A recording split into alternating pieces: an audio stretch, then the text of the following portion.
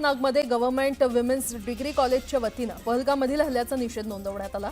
पहलगाम हल्ल्याविरोधात निदर्शनं करत शेकडो विद्यार्थ्यांनी रस्त्यावर उतरल्या। या निषेध मोर्चात गव्हर्नमेंट विमेन्स डिग्री कॉलेजच्या विद्यार्थ्यांनी मोठ्या संख्येनं सहभाग नोंदवला होता। जेजुरीमध्ये पहलगाम हल्ल्याचा निषेध व्यक्त करण्यात आला। मार्तंड देवस्थान न्यासाच्या विश्वस्त मंडळानं मृत पर्यटकांना श्रद्धांजली अर्पण केली। पहलगाम हल्ल्याचा निषेधार्थ सिंधुदुर्गात शिवसेना उभाठा आक्रमक झाली। पाकिस्तानचा झेंडा जाळत हल्ल्याचा निषेध नोंदवण्यात आला। लातूरमध्ये मुस्लिम समाज बांधवांनी पहलगाम हल्ल्याचा निषेध नोंदवला। पाकिस्तानला अद्दल घडवण्याची मागणी आंदोलकांनी केली। नंदुरबारमध्ये हिंदू संघटनांच्या वतीनं पहलगाम हल्ल्याचा निषेध करण्यात आला। यावेळी दहशतवाद्यांच्या पुतळ्याचं दहन करत जोरदार घोषणाबाजी करण्यात आली। मृत पर्यटकांना सामूहिक श्रद्धांजली देण्यात आली। साताऱ्याच्या कराडमध्ये पहलगाम हल्ल्याच्या निषेधार्थ काढलेल्या मूक मोर्चात नागरिकांनी मोठ्या संख्येनं सहभाग घेत हल्ल्याचा निषेध केला। बीडच्या लिंबागणेश गावात गावकऱ्यांनी पहलगाम हल्ल्याचा निषेध नोंदवला। पाकिस्तान मुर्दाबादचे नारे देत हल्लेखोरांना फाशी देण्याची मागणी गावकऱ्यांनी केली। मध्य आणि पश्चिम रेल्वे मार्गावरील 125 वर्ष जुना प्रभादेवी पूल पाडून तिथे नवीन पूल MMRDA कडून बांधण्यात येणार आहे। त्यासाठी हा पूल पुढील 20 महिन्यांसाठी बंद ठेवण्यात येईल। तसंच पुलाचं बांधकाम आणि पुनर्बांधणीसाठी वाहतूक पोलिसांनी MMRDA ना हरकत प्रमाणपत्र दिले। मध्य रेल्वेच्या शीव स्थानकावरील ब्रिटिश कालीन 112 वर्ष जुन्या उड्डाणपुलाचं पाडकाम नुकतंच सुरू झालं असून या पुलाचं काम पूर्ण होऊन प्रत्यक्षात पूल खुला होण्यास 1 वर्ष वाट पाहावी लागणार आहे। शीव उड्डाण पूल खुला करण्यासाठी 31 मे 2026चं उद्दिष्ट ठरवण्यात आलं। घोडबंदर मार्गावर मेट्रो प्रकल्पाचं काम सुरू आहे आणि गेल्या काही दिवसांपासून सातत्यानं घोडबंदर मार्गावरील वाहतुकीत बदल लागू करण्यात येत आहेत। 26 ते 29 एप्रिल या कालावधीमध्ये हे वाहतूक बदल लागू राहणार आहेत आणि या मार्गावरील वाहतूक भिवंडी मार्गे वळवण्यात आल्यानं या मार्गावर वाहनांचा भार वाढून कोंडी होण्याची शक्यता आहे।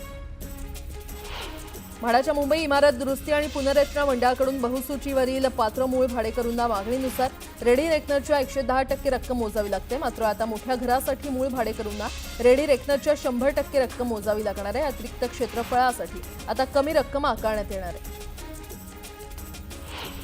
ग्रॅच्युटीबाबत उच्च न्यायालयानं महत्त्वपूर्ण निर्णय दिलाय। कर्मचाऱ्यांना नोकरी सोडल्यास पुढील महिन्याभरातच त्याची ग्रॅच्युटीची रक्कम दिली पाहिजे।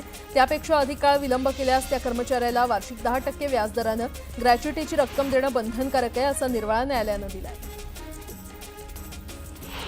मोठे नाले, लहान नाले, भूमिगत गटारं, मिठी नदी यांच्यातील गाळ काढण्यासाठी यंदा मुंबई महापालिका 235 कोटी रुपये खर्च करणार आहे। पावसाळ्यापूर्वी नाले स्वच्छ होणं अपेक्षित असताना आतापर्यंत 30% गाळ काढण्यात आलाय। गेल्या 2 आठवड्यांपासून मुंबईकर सततच्या उष्ण आणि दमट वातावरणाला त्रासलेत। मात्र शहरात येणाऱ्या समृद्धी वाऱ्यांमुळे तापमानापासून दिलासा मिळणार आहे। मुंबईतील कमाल तापमान 31 ते 33 अंशांवर आहे। पुणे महानगर परिवहन महामंडळाच्या बस स्थानकांमध्ये नवीन बस स्थानकं सुरू करण्यात येणार आहेत आणि त्यामुळे हिंजवडी येथील माहिती तंत्रज्ञान क्षेत्रातील कर्मचारी आणि हवाई प्रवाशांना या दोन्ही बस स्थानकांचा फायदा होणार आहे। आज दुपारी उपमुख्यमंत्री आणि पुण्याचे पालकमंत्री अजित पवार यांच्या हस्ते उद्घाटन होणार आहे।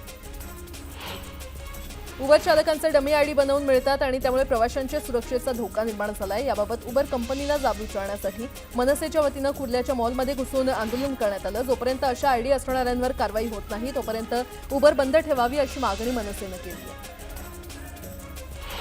पुणे जिल्हा परिषदेनं महापालिकेला पत्र पाठवून जिल्हा परिषदेच्या मालकीच्या इमारतींच्या बदल्यामध्ये 136 कोटी रुपये द्यावेत अशी मागणी केली आहे। त्याबाबत महापालिकेनं कोणताही निर्णय घेतलेला नाहीये। पुणे महापालिकेमध्ये 34 गावं समाविष्ट झाली आहेत। ही गावं महापालिकेमध्ये आल्यानंतर तेथील शाळांच्या इमारती जिल्हा परिषदेकडून महापालिकेकडे हस्तांतरित झालेल्या आहेत। महाराष्ट्र राज्य परीक्षा परिषदेतर्फे घेण्यात आलेल्या 5वी आणि 8वीच्या शिष्यवृत्ती परीक्षेचा अंतरिम निकाल आज जाहीर करण्यात येणार आहे। शाळांना विद्यार्थ्यांचा निकाल शाळा लॉगिनमधून तसंच पालकांना पाल्यांचा निकाल संकेतस्थळावर पाहता येणार आहे।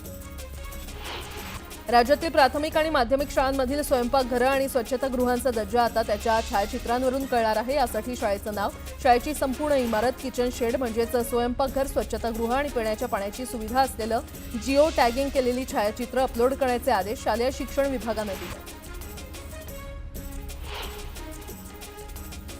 मालवण शहरातील मेढा येथील राजकोट किल्ला इथे छत्रपती शिवाजी महाराज यांचा नवा पुतळा उभारणीचं काम अंतिम टप्प्यात आलंय। हा पुतळा 200 किलोमीटर वेगानं वाहणाऱ्या वाऱ्याच्या वेगाला सहज तोंड देईल असं बनवलं असून ऑस्ट्रेलियातील कंपनीनं याची चाचणी केली आहे।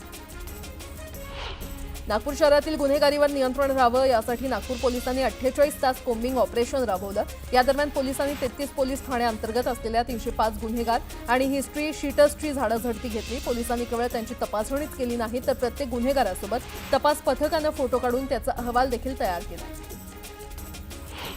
राज्यातील बाजार समितीमध्ये गव्हाची 16,885 क्विंटल आवक झाली। त्याला सर्वसाधारण 2,822 रुपये प्रति क्विंटल इतका दर मिळाला।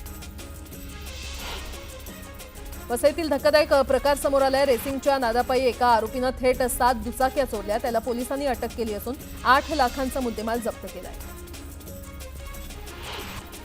नवी मुंबईतील धक्कादायक घटना समोर आली आहे। अल्पवयीन मुलांकडून केवळ मौज मजेसाठी दुचाकी चोरी केल्याचा धक्कादायक प्रकार उघडकीस आलाय। या प्रकरणी पोलिसांनी 2 अल्पवयीन मुलांना ताब्यात घेतलं असून त्यांच्याकडून 13 दुचाकी जप्त केल्या।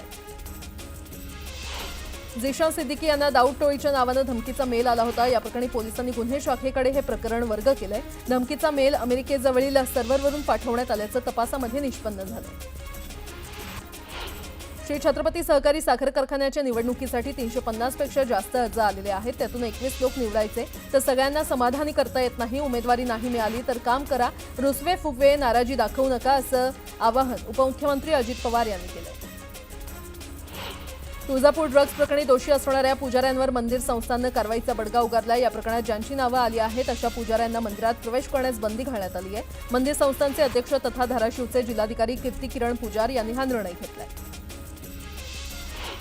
गडचिरोली जिल्ह्याच्या सीमेपासून काही किलोमीटर अंतरावर असलेल्या करेगट्टा पहाडीवर माओवाद्यांच्या विरोधात सुरक्षा दलांनी मोठं अभियान हाती घेतलंय। तब्बल 20,000 जवानांनी 1,000 सशस्त्र माओवाद्यांना करेगट्टा पहाडीवर घेतलं। कोल्हापुरात फुटबॉल सामन्यादरम्यान प्रेक्षकांमध्ये तुंबळ हाणामारी झाली। हाणामारी नियंत्रणासाठी पोलिसांनी सौम्य लाठीमार केला।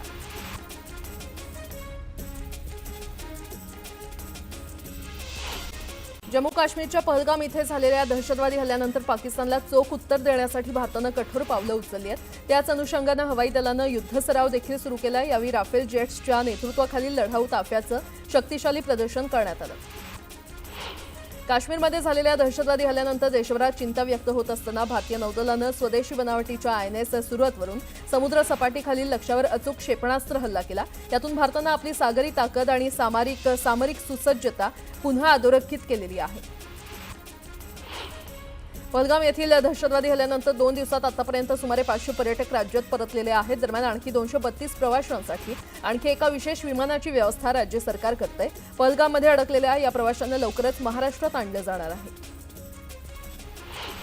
विजावर भारतामध्ये आलेल्या 111 पाकिस्तानी नागरिकांचं सध्या पुण्यामध्ये वास्तव्य आहे। जम्मू काश्मीरमधील पहलगाम इथे झालेल्या दहशतवादी हल्ल्यानंतर केंद्र सरकारनं घेतलेल्या कठोर निर्णयाच्या पार्श्वभूमीवर पुण्यातील या नागरिकांची माहिती संकलित करण्याची प्रक्रिया सुरू झाली आहे। भारतात विजावर आलेल्या या नागरिकांमध्ये मुस्लिम, सिंधी आणि हिंदू समाजाच्या व्यक्तींचा समावेश आहे।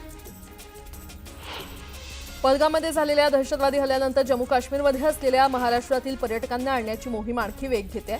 आज 232 प्रवाशांसाठी विशेष विमानाचं नियोजन करण्यात आलंय अशी माहिती केंद्रीय नागरी हवाई वाहतूक मंत्री मुरलीधर मोहोळ यांनी दिली आहे।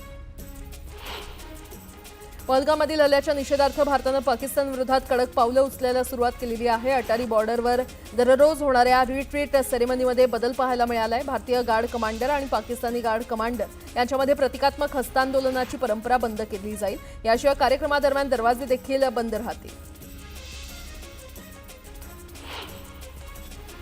आणि आता एक मोठी बातमी। जळगावात जुन्या वादातून सेंट जोसेफ शाळेच्या समोरील शॉपिंग कॉम्प्लेक्समध्ये एका तरुणावर गोळीबार करण्यात आलाय। यात महेंद्र सपकाळे नावाच्या तरुणावर गोळीबार झालाय आणि यातील 5 मारेकरी फरार आहेत। जखमी तरुणासह गोळीबार करणारे 5ही जण हिस्ट्री शीटर असल्याची प्राथमिक माहिती समोर आली आहे। तर जखमीवर सध्या रुग्णालयामध्ये उपचार सुरू असून पोलिसांकडून तपास केला जातोय।